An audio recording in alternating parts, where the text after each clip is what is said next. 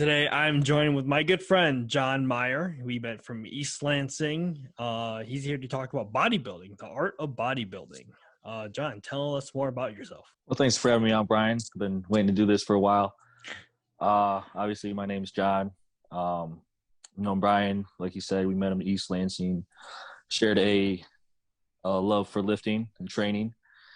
I've lived in Lansing almost my whole life. I'm Korean and played hockey a majority of my life. And then once that kind of stopped, I got lazy and fat and then decided I wanted to make a change. So I got into fitness with the encouragement of family and friends. And first week, man, I was hooked. So this is a little bit about me, not too much, but my life's not too interesting.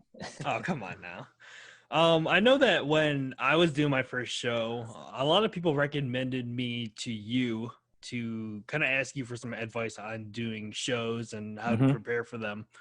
What has your experience been with shows in regards to bodybuilding? It's been a great experience, man. Obviously, there's some ups and downs, and it gets really tough at times, but it's incredibly rewarding to put yourself through all that work, all that time, dedication, discipline, sacrifices. When it all comes together, it's a beautiful thing, man. It's completely worth it. I've met some great people at every show I go to, man. You make some really good connections. You get some assholes who try to be the tough guy there, but that's few and far between. Most people are very humble and warm and welcoming. It shows you, man. It shows you what you are capable of, what you're capable of doing for yourself and pushing yourself, how far you can go. And then, even when the tank's empty, you find something to keep going. It shows me what I can really do when I really put my mind to something. It's like I said, there's the ups and downs. So you give it your fucking all. That's all I'm going to say. Give it your fucking all. This shit is not for the weak-minded. It is not something that you can just casually do. People take this shit seriously, man, like I do. So when I get intense and I get fired up about something, it's because I love this shit. Mm-hmm. I love the suck.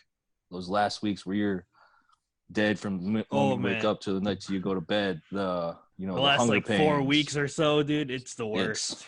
You have to cut everything down. Cardio goes up. It fucking sucks. It can hurt friendships, relationships. You can, when you're low on food like that, man, you can be kind of an asshole, but it's what's required. Mm-hmm. And there's a saying in bodybuilding, the worse you feel, the better you're going to look on stage. So if you're putting everything you fucking got into this, all the intensity, have the same intensity for your training, your diet, your cardio, and everything else, your sleep, you're going to do well. You're going to look good. But what gets on my nerves, man, is the people that just don't take this shit seriously. Like it's not a cakewalk. It's not just. Oh yeah, it's not. It's in the beginning, it might seem like a cakewalk because you're losing all this weight and and you're just thinking to yourself, oh, this is gonna be easy. But once you hit maybe like the middle of your prep, then that's when stuff gets like serious. Well, yeah, you wanna achieve something great. You wanna achieve a goal. There's going to be fucking sacrifices. There's going to be time lost with family, time lost with friends, time lost in a relationship. You're not going to be able to go to certain things because you have to get a meal in or you got to go train or you have cardio. People should have an idea of that when they get into it. Mm-hmm. Because, it's not some, oh, hey, I missed a meal, no big deal, or I missed a training session or I missed cardio or I cheated for a whole day or a meal. Like, no, that shit doesn't fly in this. Yeah. I mean, you could do that, but you're going to look like shit. Mm-hmm. But let's rewind to your first show. What made you want to compete in the first place? And take us through the journey of like, what did you do to prepare for your show? Did you get a coach? What steps did you take to make sure that you were like going to be ready on stage? Okay, I can tell you exactly how it happened. So I've been active. I was in the gym when I was a teenager for hockey, and then I fell off, and I got a little fat. So over some years ago, my parents actually said this to me, and people are going to think it's very harsh and mean and cruel, but it was more of a eye opener for me, and made me realize I needed to make a change. They called me fat. Straight up called me fat. I was like, damn, that's kind of mean. They're like, well, it's true, John. You need to change your lifestyle here. And so I didn't really do anything about it. And then my brothers were going to the gym. They consistently tried to get me to go. I'm like, no, dude, it's not my thing. Like, I really don't want to put the effort in and all that. And then just one day I was like, fuck it. I'll go. First week, I was hooked. Yeah. I love the pump, the feeling, the soreness. I knew I found something I loved. So I kind of started off more as a power lifter. One of my brothers, Kevin, he set a state record, and then broke his own state record in a meet. Very strong. So I kind of started off there. And then as I started to get more into it, I started throwing more accessory work in. And then I actually went to one of my brother's shows. Well, he had two. He did two that I went to, and I saw his first show. I'm like, man, like I think I could be really good at this actually, and it got me super inspired to do it. I'm like, fuck it, I'm gonna do it.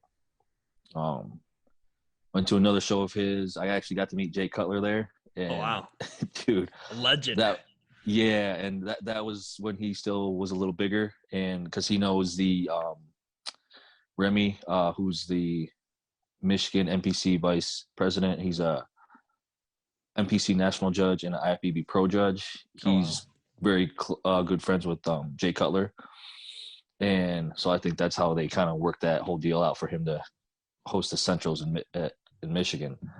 Awesome dude, awesome meeting him. He was out in the lobby at a booth, and I was actually a little nervous to go up to him. You know, I was like, this is a 4-time Mr. Olympia. Yeah. The guy's huge. You know, his arms as big as my legs. And I was standing there with one of my brothers and my sister, and we're sitting there like, well, who's gonna go up first? And we were all pretty nervous. I'm like, you know what? Fuck it. He's just a normal dude, just much bigger than the rest of us. Walked up to him, dude. Super warm and welcoming, very humble. We got a picture, and it was great meeting him. After that, you know, I had that itch to do a show. I'm like, you know what? I'm gonna fully commit. So I knew certain things I had to do. You know, I was still drinking back then. I knew I had to switch the foods, and that this would be something I've never done before, something brand new. But I was determined to do well. I had a goal in mind, and I beat that in the show. With already some knowledge of dieting and everything, I just kind of went into it on my own. Cut out alcohol, pop, everything like that, and started eating much more whole, nutritious foods.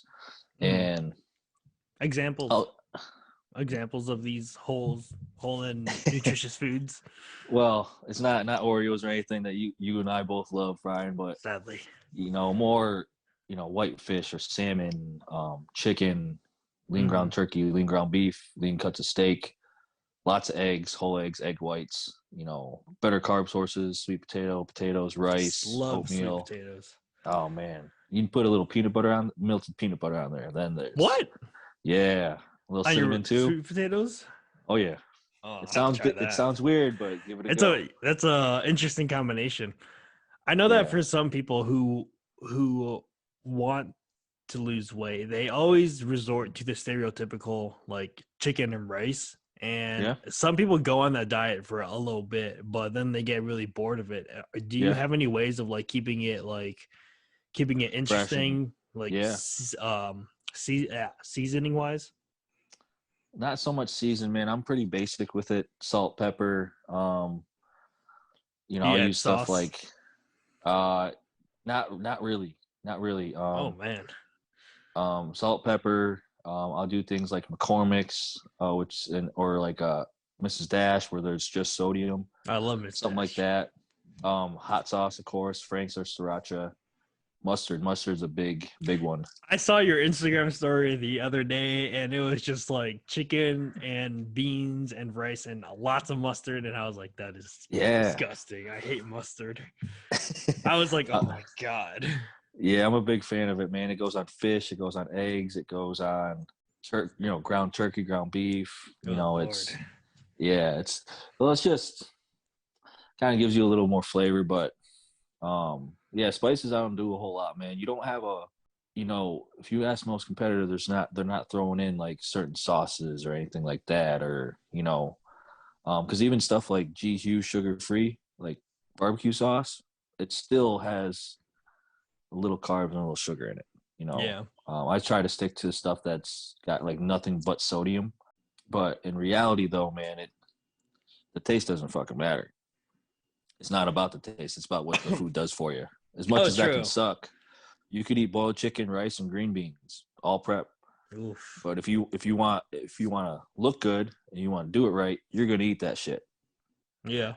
I know people that have gotten into preps and they try to like throw their own things in, like, oh, a couple carbs here, a couple grams of fat there aren't gonna make a difference. But when they start getting down to it and they've got weeks to get ready and they're not close to being ready, that's where that shit can kind of add up. So Yeah. I'm very meticulous about keeping track of everything. Sodium I don't track really, just because it's pretty consistent on every meal. But that's it, man. I mean, you can't, like I said, it's not about taste. It's about what the food can do for you. Yeah. Like I said, if you got to eat dry ass plain chicken, you got to do it. Yeah, like for me, I can say that it's sometimes hard for me to eat oatmeal because I think oatmeal is just like it's pretty bland. Yeah, it's pretty bland, but I just do it for my pre-workout and for like the fiber. Yeah, I kind of make myself suffer for like 2 to 3 minutes, but in the long run, it's gonna help me out. Walden's Farms syrup. Yep, yeah. Walden's Farms chocolate or pancake or caramel. That shit will make your Walden Farms oatmeal slapping. Is a great hack, but yes. But it sounds like when you first did your first show, you didn't have a coach. No. How were the results based on that? So I had already been on an 8-month. It was like an 8-month transformation. You can see it in my Instagram. We had to scroll down, and I will let you know all the links and names and after near the end here. But so I had a good starting point, and then I had a good enough idea that I was doing well enough where I was getting lean and seeing lines and striations. And so I just kind of took it in my own hands. I actually used MyFitnessPal, which back then it was very, very useful for me because I'd never tracked food or anything like that. So to be able to just input something in that tracks everything was super simple. I did a 16-week prep and I did 10 weeks on my own. I got pretty dry. Then I realized I'm like, I've never done a show before. There's this whole peaking protocol and carb up and the depletion, and I'm like, they were foreign words to me because I'd never done anything like this. And so I reached out to a friend that I went to high school with that I've known for like 10 plus years, which we don't talk anymore, unfortunately, but he's a competitor too, and he has clients, and I reached out to him. I was like, hey man, like I've 6 weeks, you think you could help me dial in? And sent me a picture, and he's like, yeah, absolutely, man. He's like, we'll get you right, and we'll do everything the proper way. And it was a good experience, and I learned a lot through it, which was pretty cool because I can apply that I've been able to apply that over the years. Yeah, but it's cool that you were able to reach out to someone within the fitness within the fitness industry and have them be so cool about it. I think a nice misconception that a lot of people have about gym people is that they're always assholes and like they're really stuck up and they're not willing to help people. But I think it's completely opposite, which is something that I like, that I want to try to get across to more people, because I see so many people who have like, they're just so scared to go to the gym because they see everyone that's already fit. But well, that's something I'd like to touch on too, because it's, as a bodybuilder, people get this image of us that we're selfish, that we're self-absorbed, that we're assholes, douchebags, this and that, that we don't give a shit about anything else besides the gym. I mean, you have those people in the bunch. If people would take the time to talk to us or talk to these huge dudes, you would realize we're not what you fucking think we are. Yeah. We're fucking normal people. And for bodybuilders, just because we chose a different lifestyle than you, you're going to make all these fucking assumptions and have all these opinions. Fuck you. You don't even know me. Like, talk to me, get to know me, then make your assumption. But don't assume shit just based off what you see. Because most of these, like I said, most of these guys are awesome people. They're humble. They're very nice. They're funny, but they ran into one or two bad people who are assholes, and then they have that image about people. So it's super misconstrued, man. You know, we're human beings. We just are bigger than the average person. You know? Yeah. Oh, and we do things a certain way because we wanna look a certain way. Yeah, I got to be a little selfish. I have to. Mm-hmm. If I wasn't, I wouldn't be successful. You know, I wouldn't be as good at this. You know, do I want to miss time with family, friends, girlfriend, anything like that? No. But I made the decision and I know what it takes. It's nothing against anybody else. Yeah. I just have my own goals and I'm going to do whatever I have to get there. I feel you. And if people can't see that shit, fuck off. It's commitment. It is. It really is, man. Commitment, discipline. It's, you know, the same thing as like, if I gave someone shit for studying, why are you studying so much? You're so non-social and, you know, you don't hang out with anybody, this and that. I would never give someone shit for studying and trying to better, you know, further their education and be a better, you know, better in life. Yeah, like, you can't hate on people who's trying to improve their lives in some type of manner. No, that's why I also hate when people make fun of people who are in the gym who aren't, you know, they might be really skinny or they might be really fat or somewhere in between. No, dude, fuck you. They're in the gym. Yeah, they're doing something about exactly. Something. They took that first step. And that's all that matters, really. Yes, and fuck you for judging them. Like, you started, like, everybody started somewhere. For real. Everybody started somewhere. No one just magically got all these muscles and this and that without putting some fucking work in, you know. And so if anyone's that listens and you're one of those people that shame people, fuck you. Yeah. Sorry for all the cursing, but oh no, you're good. Like I know for me myself, like whenever I see people shaming people on like Twitter and Instagram of like people in the gym and I'm like, what are you doing with your life? Like right now, like you're not in the best shape either. Like what like why are you gonna tear someone down for trying to improve their life? It makes no sense. People are just lazy and they just want to hate on people that's doing something that they want to do. Exactly, man. And I think, well, because I've ran into this recently, is because now I have fans. Yeah, I was gonna say your Instagram's pretty popping now. You have like your own ask sessions, and you get like hella questions now. I can get some good ones. But this kid had literally took time out of his day to look through my Instagram, and then messaged me and said, "Your physique is trash." Oh yeah. So. Those are the best. Those are the best type of comments to get. It was hilarious to me, and so like I hearted the message, and you know I was like, "Hey, thanks, man. You know, thanks for your opinion." And he's like, "You're an ass or something." I'm like, I hearted that again too. I was like, "Thanks for the kind words, man." I even made a Instagram story, tagged him in it, and he still watches my stories, man. But yeah, I might talk some shit here and there, man, but I'm not going to put you down like that. I'm not going to go slide in someone DMs and be like, hey, we're like keyboard warriors. Yeah. That need to get punched in the mouth.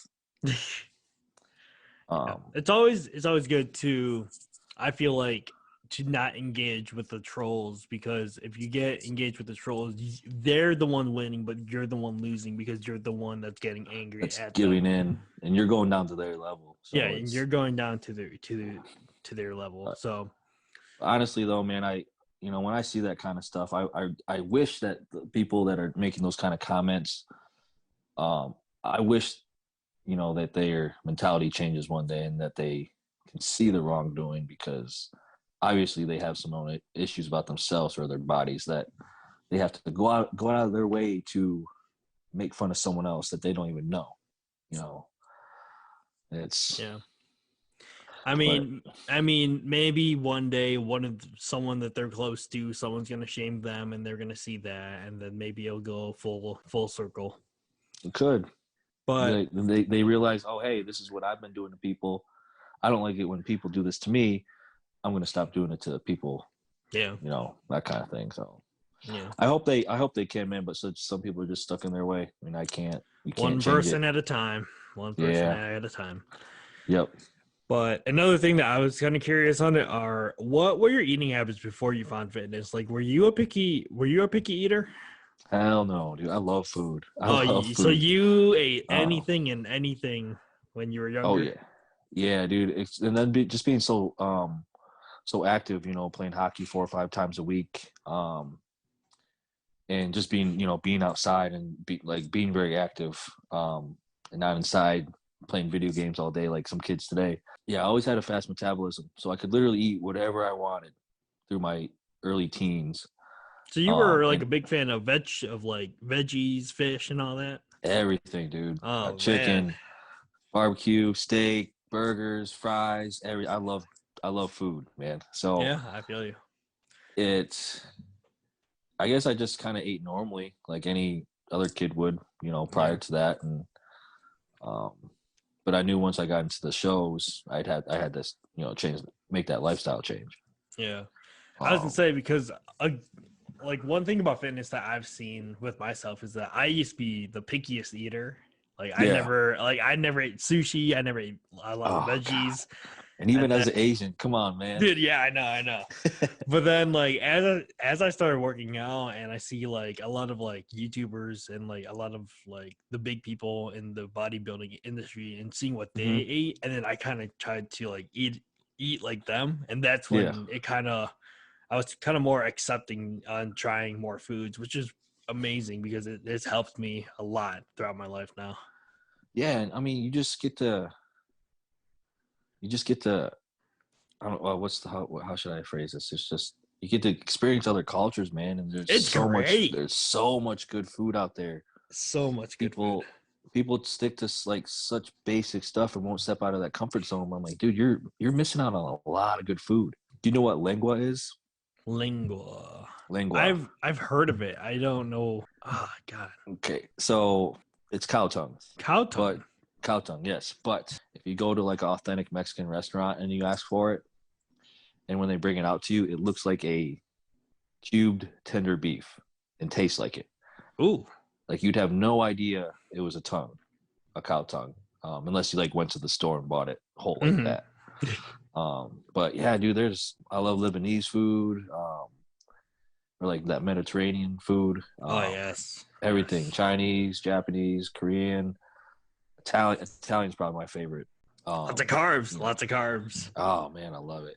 Just spaghetti and meatballs, man. It's and some garlic bread. I Amazing can't. combo. Yeah, super simple, but Hey, I don't know. It's but hard to beat. that stuff just fills me up like to like the point where I'm too full. Where like Then my you get stomach is tired. expanded. Yeah, yeah. Yeah, it can be a lot, but yeah, there's just so much good food out there to try, man. Even like, you could go to like a pizza place and they could make both places obviously make pepperoni pizza, but one could be different than the other. It's lots of good food. So I always encourage people to get out there and try food. Hmm. I That's why agree. that's why I made a second Instagram page that's the Foodies of Lansing that I'll pick back up after the show. I want You can't tempt yourself now. to. Yeah, no, I mean I'll get some cheats, I'm sure, and refeeds, but really I could give a fuck about the food, man. I'm hungry for the pro card. That's it. Now, for the people that don't know how the process goes on pro cards, what is this process? I kind of forgot myself. So obviously, if you want an IFBB pro card, which I would say most people who are competing are in the going through the NPC and IFBB. NPC is the amateur. IFBB is pro level. So to be on the road to a pro card or a pro qualifier, you have to do a nationally qualified regional show in your state. Now, there's certain rules for that. It is a top 5. You can do any national show that you want, or sorry, a top 2 is any national show you want within the year, and then top 5, you still get to do a good amount of national shows, but it's limited. So once you nationally qualify at a national qualifier, all you have to do is finish top 5 in the open division, and not open bodybuilding, but open for men's physique, open for classic, or same with all the women divisions. Once you do that, then you can compete in, I think there's like 6 or 7 national shows, a year. One in Charleston, South Carolina. One in Chicago. One in Teaneck, New Jersey. One in Miami. One in Vegas. And one in Pittsburgh. And then they have the Arnold Classic as well. So however many that was, I wasn't counting, but so then you enter one of those, and depending on the show, usually the bigger shows like Miami or Nationals in Miami or USA's in Vegas, the top two in every category. So for men's physique, however many height divisions there are, A to H, the top two in that, and those two shows would get pro cards. Other shows outside of that, you have to finish first in your class, basically. Yeah, I know some different rules for like bodybuilding, but yeah, that's it, man. Once you get your pro card, what do you do with it? Huh? What do you do when you get your pro card? Because I know that there's a lot of people I know one guy that got his pro card, but then I was like, where does the road go now? Like, what's the process of now? Like, do you just get more sponsorships, or are you just more credible? Back to the drawing board, man. Really. Now sponsorships and stuff like that can come, but companies are going to reach out to you really if they see value in you and see that or believe that you can bring money into the company through, being sponsored and sharing clothes or supplements and stuff like that. So, I don't worry too much about the sponsors or anything like that. Like I said, it'll come, but it really doesn't matter a whole lot. They can pay for a lot of things if you're a fully sponsored athlete, which is nice. But yeah, no, I'd say mainly it's back to the drawing board, man.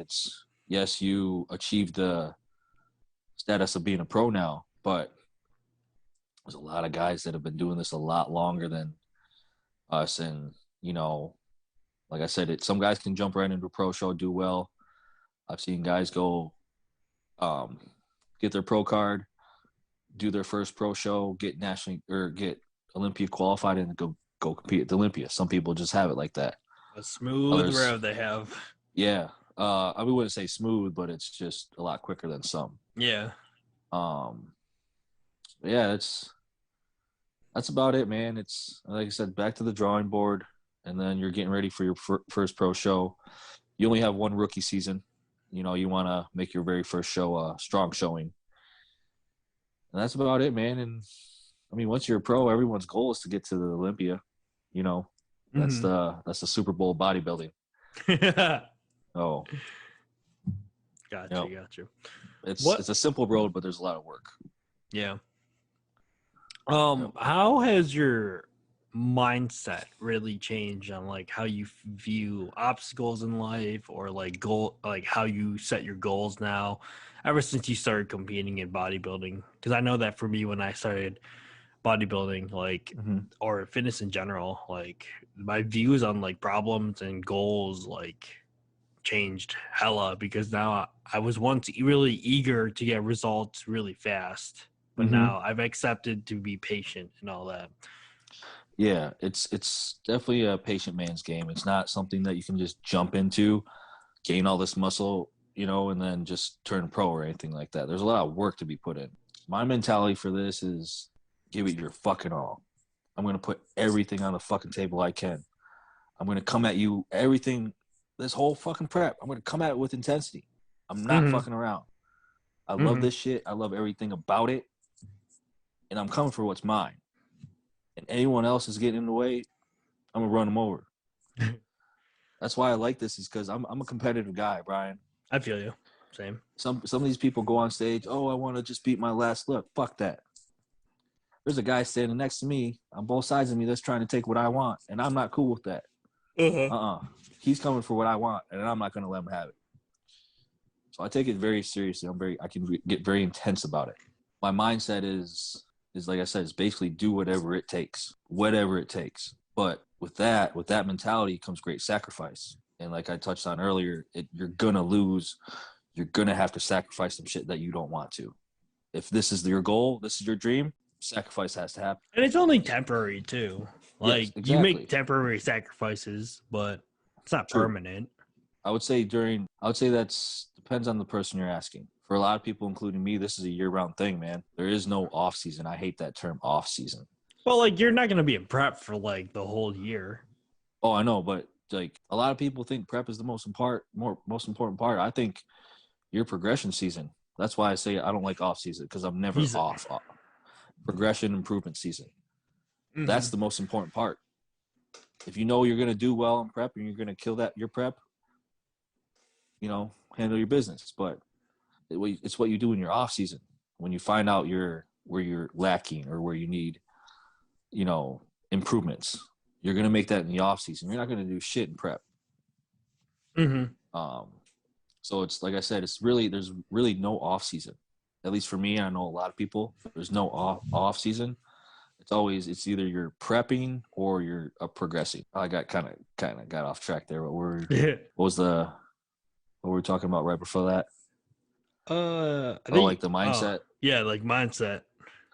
Of like how you view goals and like how it taught you to be patient and all that. It was a little tough at first, but over the years I've gained it to where, I need to trust myself. I need to trust my coach in the process, and that it's not just going to magically happen. It's not going to just magically fall off. I'd love it to, but it's not.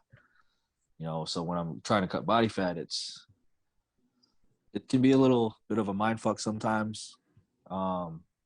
Still be some days where, there's factors that can affect things like, you didn't get enough water, you didn't get enough sleep, or variables like that can throw some things off in the morning. But yeah, like I said, when it comes down to it, man, it's my mentality is give it all you fucking got. And if you're not down with me, if you're trying to, impede on me, get the fuck out of my way or I'm going to run you the fuck over. Just because, like I said, this means a lot to me, man.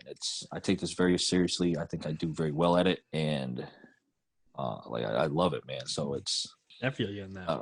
Yeah, the mentality doesn't change really at all during prep or progression season, man. There's tough times like everybody has, but you just got to keep that goal in mind. Last question before we wrap this up. For someone who's trying to get into a show, but they're more of the type of like a planner type, would you say you should just jump into it, sign up for your first show and learn as you go? Or would you rather have people plan like a 12 to 14 week prep and like outline what they're going to do? Because I know for me, I just jumped into it because like if I held it off any longer, I knew that I was going to say, oh, I'll just wait until I lose a couple more pounds and then I'll start prep.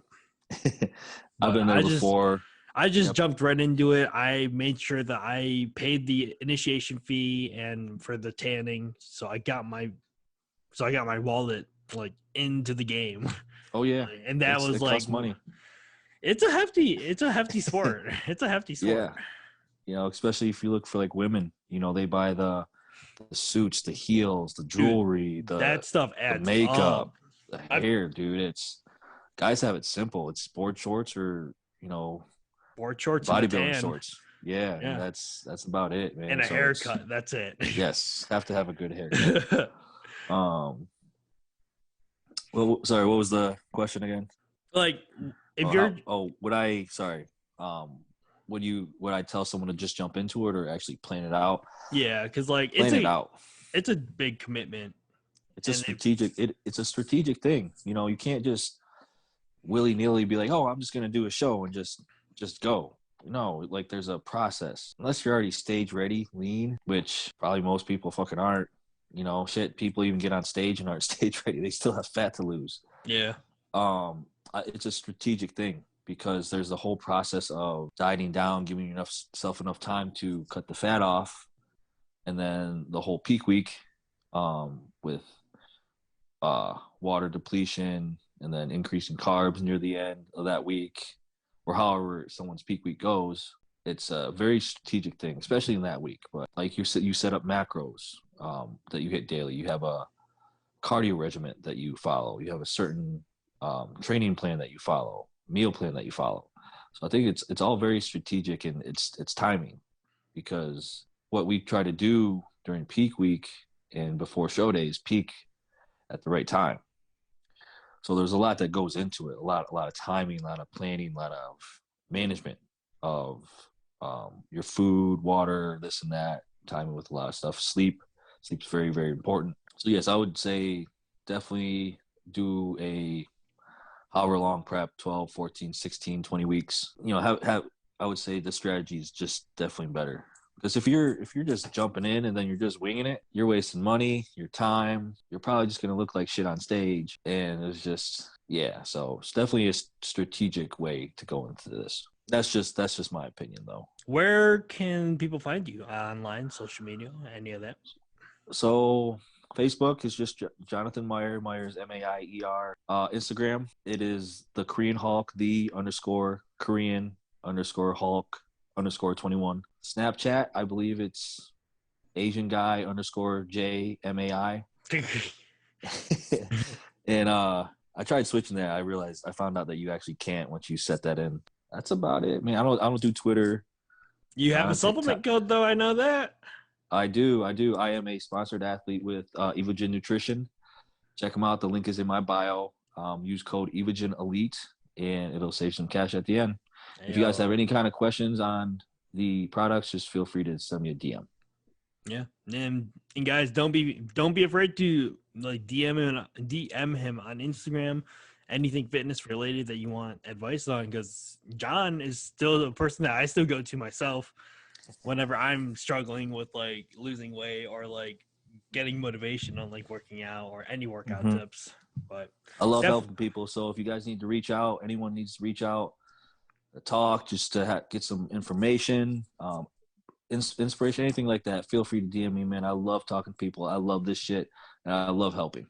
Yeah, that's the name of the game. But John, thanks so much for coming on the podcast. It was a pleasure having you. Yeah, thanks for having me, Brian. I had a blast, man. I can't wait to do it again. Oh yeah, for sure.